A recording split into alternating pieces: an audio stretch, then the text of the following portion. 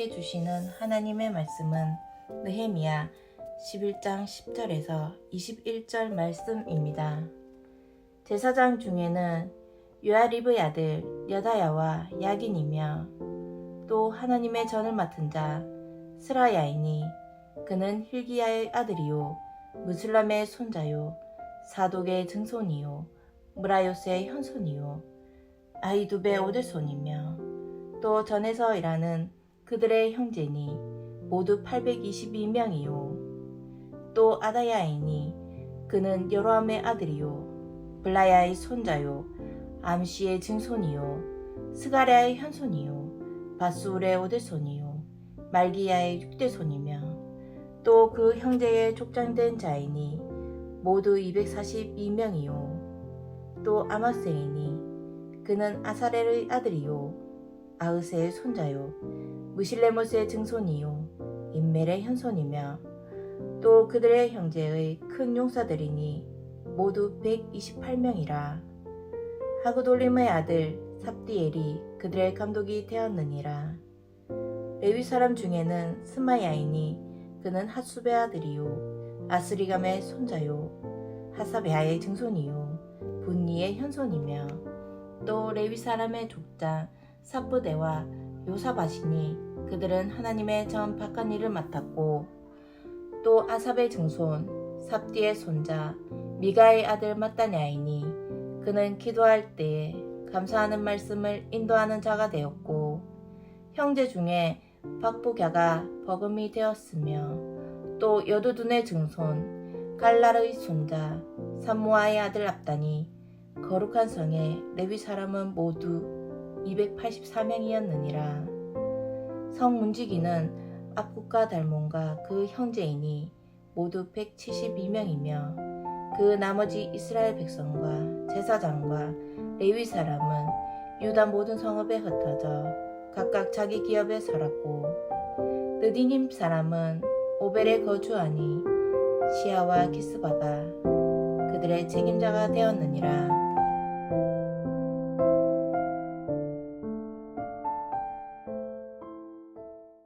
교회에서 주는 임직패는 대부분 맡은 자에게 구할 것은 충성이니라.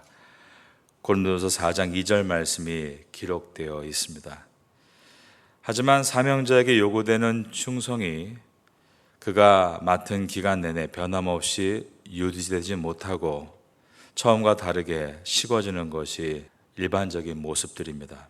성령 충만, 은혜 충만한 시간에는 모두가 충성합니다. 그러나 시간이 점점 지체되거나 시련이 닥치고 시험에 들어 실족할 때에는 충성을 서약한 사실조차도 잊어버리고 무거운 짐을 벗은 듯 사명을 던져버리고 세상을 향해 나가는 사람도 있습니다. 우리가 살펴본 대로 이스라엘 백성들이 예루살렘에 돌아와 성전을 짓고 또 그 다음에는 성벽을 완성하고 하나님 앞에 뜨거운 예배를 드리며 부흥의 때를 맞이하고 있었습니다. 많은 사람들이 11조에 서약을 했고 또 많은 사람들이 서로가 예루살렘에서 시간의 11조를 드리겠다라고 몰려오고 있었습니다. 하지만 이 예루살렘 성내에는 거주하기 매우 불편한 요소가 너무나 많이 있었고 경제적으로도 이곳에서 머무르는 것이 많은 손해와 어려움을 만나야 되는 상황이었습니다. 오늘 본문에는 이러한 어려움에도 불구하고 자기 자리를 지켜나가는 사람들을 느헤미야가 칭찬하며 그들의 이름을 기록하는 내용들입니다. 먼저는 많은 제사장들의 이름을 기록해 나가고 있습니다. 제사장들 822명이 예루살렘으로 거처를 옮겨서 성전을 온전히 운영하는 데 헌신을 했다는 내용입니다. 오늘 본문의 첫 절인 11장 10절과 11절입니다. 제사장 중에는 요야립의 아들 여다야와 야긴이며 또 하나님의 전을 맡은 자 스라야이니 라면서 하나님의 전을 맡은 사람들을 소개해 나갑니다. 전체가 822명이었는데 이 하나님의 전을 맡은 사람들은 대제사장을 도와서 성전 봉사를 했던 22반차 제사장들입니다. 그들은 각자가 맡은 날짜와 시간에 한 그룹이 되어서 성전 예배를 섬겼던 사람들입니다. 12절에 이 제사장들이 모두 822명이었다. 숫자를 정확하게 기록하고 있는 것은 느헤미야가 그 한 사람의 수고도 잊지 않고 담아내기 위해서입니다. 그리고 성전을 지키는 일반 용사들보다 좀 더 특화되어 있는 준비된 용사들이 자원에서 머물고 있었다라고 기록하는데 14절에 보면 그들을 가리켜서 큰 용사라고 표현했습니다. 또 그들의 형제의 큰 용사들이니 모두 128명이라 하그돌림의 아들 삽디엘이 그들의 감독이 되었느니라. 그런데 이들은 오늘날로 표현하면 육군사관학교나 삼사관학교를 나온 사람들이 아닙니다. 이들은 모두가 레위인들이었습니다. 그들은 하나님을 사랑하는 마음으로 성전을 지키기 위해서 자원하고 실력을 키워나가며 그 자리를 지켜나갔던 사람들입니다. 그들이 실력이 뛰어나서 큰 용사라고 부르고 있는 것이 아니라 그들이 자기의 자리를 지키겠다는 사명의 크기가 그들을 향해 큰 용사들이다라고 불림받게 만든 것입니다. 그들은 하나님을 사랑하는 마음을 가지고 최선을 다해서 자기의 자리를 지켜나갔습니다. 이처럼 예루살렘 성전은 많은 사람들이 각자의 자리에서 자기의 역할을 온전하게 이어나감으로 말미암아 점점 예배를 드릴 수 있는 안전한 환경으로 변해가고 있었고, 그러자 예루살렘, 살렘, 히브리 말로 샬롬이죠. 이 평안의 도성은 홀리시티, 거룩한 도성으로 변해가고 있었습니다. 18절입니다. 거룩한 성의 레위 사람은 모두 284명이었느니라. 예루살렘 성을 거룩한 성이라고 표현하고 있는 것은 예루살렘 성의 예배가 회복되고 말씀과 기도가 회복되어서 삶의 거룩함이 점점 일어나고 있음을 보여주고 있습니다. 예루살렘에 거주한 문지기의 숫자가 19절에 나오는데 모두가 172명이었다라고 되어 있습니다. 그리고 성전에 허드렛 일을 하는 사람들이 느디님 사람들이었는데 이들도 한 장소에 머무르며 자기의 역할을 충실하게 감당하고 있었습니다. 마지막 절인 21절을 보겠습니다. 느디님 사람은 오벨에 거주하니 시아와 기스바가 그들의 책임자가 되었느니라. 더럽고 어렵고 위험한, 그래서 3D 업종이라고 하죠. 이러한 분야의 산업이 오늘날 많은 사람들에게 외면을 당하고 있습니다. 사실 경제적으로 어렵던 우리나라 초창기 때 산업 발전을 위해서 우리 전 세대들의 헌신을 통해서 그 3D 업종을 이겨내므로 우리 대한민국은 또 제조업에서 여러 분야에서 경제 대국으로 올라올 수 있었습니다. 하지만 이제는 그런 일자리가 사람을 아무리 기다려도 사람들이 찾아오지 않고 있습니다. 뉴스에 보면 정부 지원금을 받아서 근근히 생활을 할지언정 그러한 3D 업종은 가지 않겠다, 이런 풍조가 우리 한국 사회에 만연해 있습니다. 심지어 3D 업종에 종사하는 사람들을 멸시하는 풍조도 있습니다. 느디님 사람들은 누구인가? 옛날에 그들은 이스라엘 백성이 아니라 히위족 속 사람들이었습니다. 가나안 전복 당시 때 그들은 꾀를 내서 이스라엘과 화친을 맺습니다. 이스라엘의 대표가 그들을 받아주는 서원을 했기 때문에 이스라엘 백성으로 편입이 됩니다.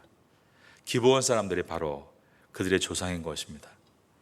그들은 속임수를 써서 이스라엘 백성과 화친을 맺어 이스라엘 안에 편입되었지만 그때로부터 그들은 종으로 생활을 하게 됐습니다. 여호수아서에 보면 하나님의 집을 위해서 나무를 패고 물을 깃는 일을 감당했다라고 되어 있는 것입니다. 그들은 대대로 성전의 노예가 됐던 사람들입니다. 그런데 상황이 바뀐 것입니다. 유대가 멸망했고 성전이 무너져 없어지고 말았습니다. 그러면 이제 느디님 사람들에게 선택지가 열린 것 아니겠습니까?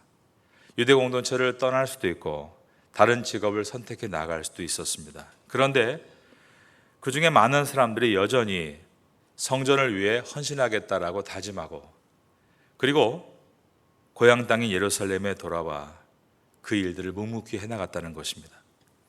어머니의 백성이 나의 백성이 되고 어머니의 하나님이 나의 하나님이 될 것이라 결단했던 이방 여인이었던 룻과 같이 느디님 사람들은 편안함보다 참 생명을 선택을 했습니다.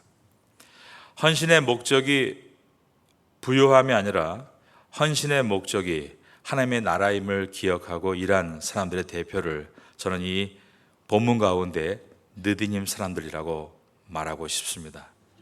오늘 본문을 보면 한결같이 다 사연이 있는 사람들입니다. 그러나 어떤 사연이 있건 과거에 어떤 일을 겪었건 유감이라고 하죠. 감정에 매여 있건 그러나 그들은 그 모든 것을 다 벗어버리고 하나님 나라를 위해서 헌신하겠다는 마음을 가지고 각자의 자리에서 묵묵히 지켜나갔던 위대한 영웅들입니다. 맡겨진 일이 무엇이든 사람들이 알아주든 알아주지 않던 하나님은 하나님의 일을 위해 충성하는 헌신한 사람들을 기억하신다. 이것이 오늘 이 느헤미야서 본문의 주제입니다. 여기에 보면 참 재미있는 표현이 많이 있지 않습니까? 한 사람을 표현할 때 6대의 손을 다 기록하며 표현하는 경우도 있습니다. 그것은 무엇을 말하고 있는 것일까요? 이 안에 있는 모든 한 사람들의 그 모든 삶의 흔적을 우리 하나님께서 기억하고 계신다라는 뜻 아니겠습니까? 하나님은 우리의 중심을 보고 계십니다. 진심으로 하나님을 위해서 자발적이고 충성스러우며 헌신하는 성도에 대해서 하나님께서는 반드시 기억해 주신다라는 것입니다. 이것을 생각할 수 있는 우리가 되기를 바라고 오늘도 하나님의 기억에 남는 하루가 되기 위해 달려갈 수 있기를 예수님의 이름으로 축원합니다.